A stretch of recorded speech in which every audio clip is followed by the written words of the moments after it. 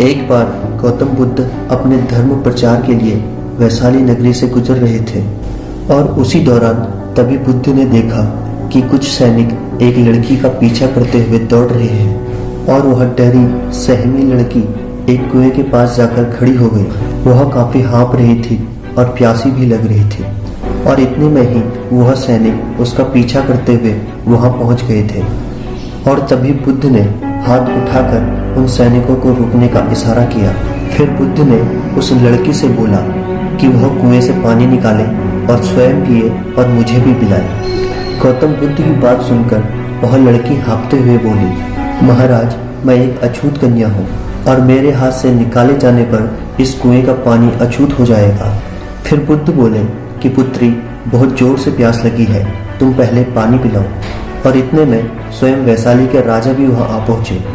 राजा ने पहले बुद्ध को प्रणाम किया और उसके तत्पश्चात केवड़े और गुलाब का पानी बुद्ध के सामने पेश किया, लेकिन बुद्ध ने वह पानी लेने से इनकार कर दिया।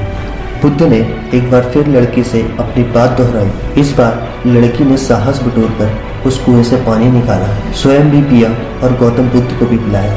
फिर पानी पीने के बाद बुद्ध ने लड़की से उसका भयभीत होने का कारण पूछा। कन्या ने बोला, महाराज, मुझे संयोग से राजा के दरबार में गाने गाने का अवसर प्राप्त हुआ था और राजा ने मेरा गाना सुनकर अपने गले से मोती की हार निकालकर मुझे दे दी और फिर उसके बाद किसी ने उन्हें बता दिया कि मैं एक अछूत कन्या हूँ।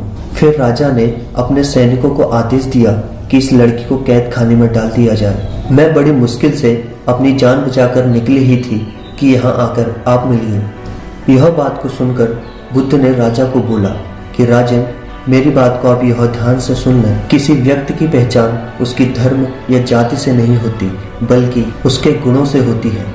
जिस बालिका के मधुर कंठ से गीत सुनकर आपने उसे पुरस्कार दिया और जिसके कार्य इतने अच्छे हैं, वह अछूत हो ही नहीं सकती। और यहाँ पर छोटी सोच और नीचा कार्य कर आपने अछूत होने का परिचय दिया है। इसीलिए मेरी नजरों में अछूत यह कन्या नहीं, आप हैं। वैशाली नरेश बुद्ध की यह बात सुनकर बहुत शर्मिंदा हुए। उन्होंने बुद्ध से क्षमा मांगी और वहां से चले गए। तो दोस्तों, हमें यह कहानी से यह सीख मिलती है कि कोई भी इंसान अपने कार्यों और विचारों से बड़ा बनता है, अपने धर्म या जाति से नहीं।